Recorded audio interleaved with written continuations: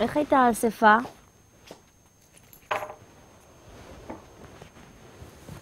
לא הלכת לאספה של בנות המהפכה? לא. לא היה לי מספיק כוח ללכת לבנות המהפכה. יותר נכון, לא היה לי את האומץ לב. רק חיפשתי איזה בור לקבור את עצמי בו. למה? למה? למה? בת כמה את, לורה? אמא, את יודעת בת כמה אני. אני חשבתי שאת מספיק מבוגרת, כנראה שטעיתי.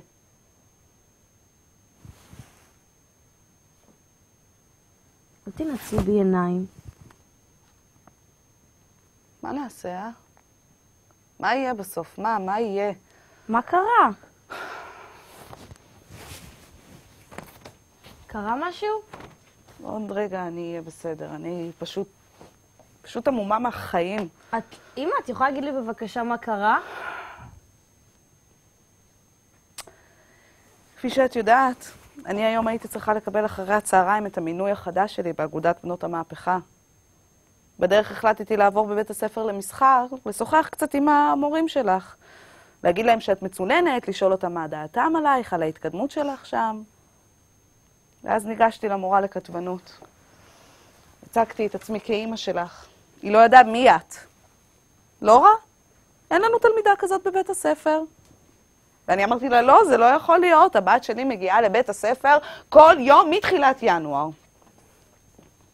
ואז היא אמרה לי, אולי את מתכוונת לאותה ילדה קטנה ומבוהלת שהגיעה לבית הספר במשך ימים ספורים בלבד, ואז פשוט חדלה להגיע? אני אמרתי לה שזה לא יכול להיות. לא, לא. הבת שלי מגיעה לשיעורים כל יום במשך 6 שבועות. ואז היא הוציאה את יומן בית הספר. ושם היה כתוב השם שלך שחור על גבי לבן, ולידו כל התאריכים שבהם את נהדרת. ואז הם פשוט החליטו שאת עזבת את בית ספר. ואני עוד התעקשתי והוספתי ואמרתי להם, לא, לא הבת שלי, זה לא יכול להיות, ודאי נפלה כאן איזושהי טעות, ודאי היה איזשהו בלבול ברשימות.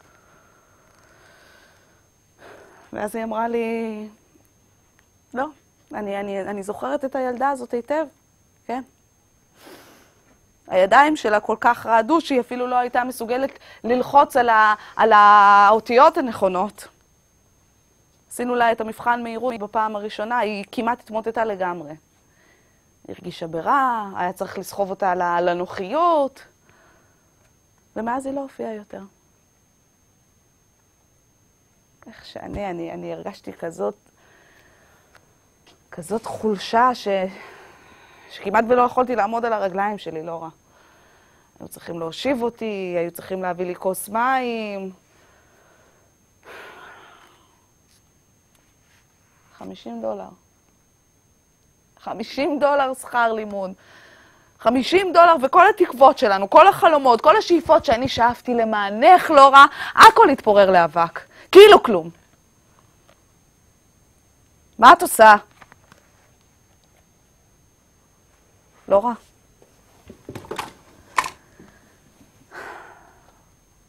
לאן את היית הולכת בכל הפעמים שאת העמדת פנים שאת הולכת לבית ספר למסחר?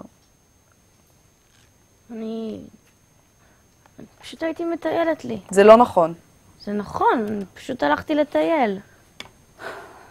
לטייל? לטייל. לטייל באמצע החורף, בחוץ, עם המעיל הקר, ומה חיפש לך? עוד דלקת ריאות? לאן הלכת? לא רע. לכל מיני מקומות. בדרך כלל לפארק. כן, גם אחרי שהצטננת. זה לא היה נורא, אמא.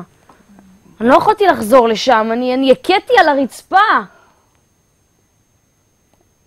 אז את רוצה להגיד לי שכל יום, מ-7 בבוקר עד אחרי 5, את היית מסתובבת לך שמה בפארק רק בשביל שאני אחשוב שאת מסתובבת בבית ספר למסחר?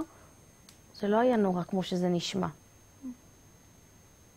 אני הייתי נכנסת לכל מיני מקומות.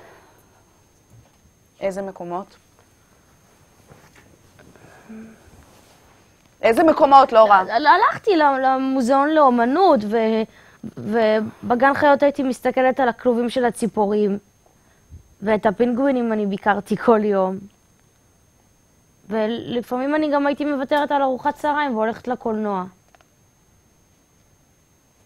וגם בזמן האחרון אני ביליתי כל יום אחרי הצהריים בתיבת היהלומים. זה החממה הגדולה הזאת שמגדלים בה פרחים טרופיים.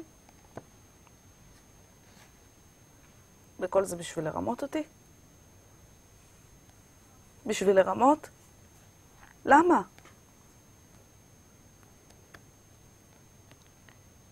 אמא, כשאת מתאכזבת אז הפנים שלך נראים מלאי סבל כמו הפנים של האם הקדושה בתמונות שבמוזיאון. שקט. אני לא יכולתי לשאת את זה.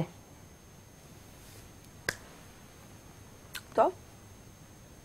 אז מה נעשה בשארית חיינו? נשב בבית ונצפה בתהלוכות שברחוב? הרי על קריירה בעסקים כבר ויתרנו, נכון? לא יהיה לנו. אנחנו ויתרנו עליה. בגלל שלמישהי פה זה עשה בעיות בעיכול. לא רע. מה? אתה רוצה שאנחנו נהיה תלויים באחרים כל החיים שלנו?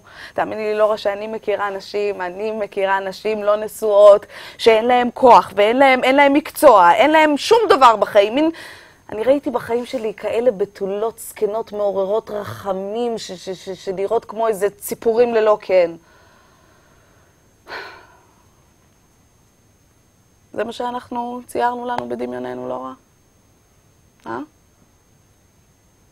אני נשבעת לך, זה הדבר היחידי שאני יכולה בכלל לדמיין.